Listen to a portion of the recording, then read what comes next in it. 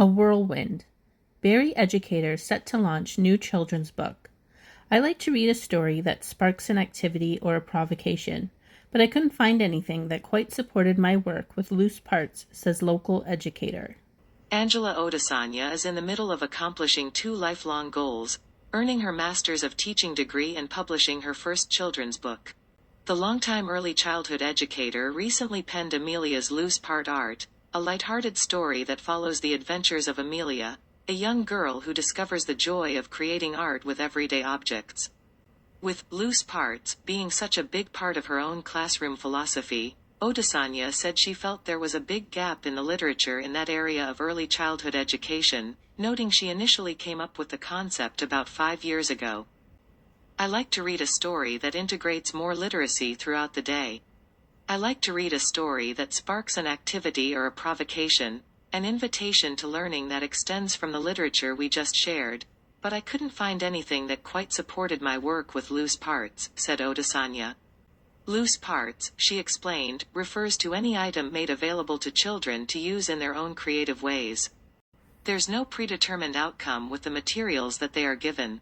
That's sort of a philosophy I have in my own classroom when working with young children, she said, adding examples include rocks, pine cones, buttons and scrap fabric.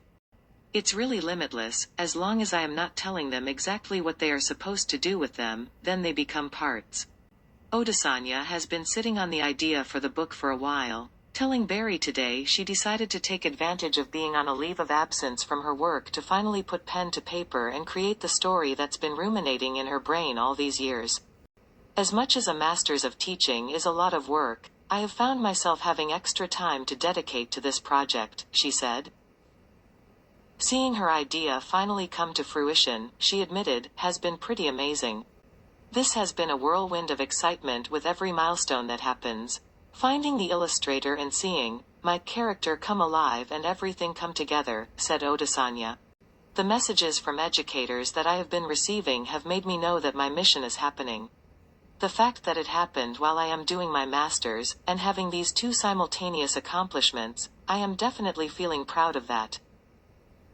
Odusanya began accepting pre-orders for her debut children's book on June 27.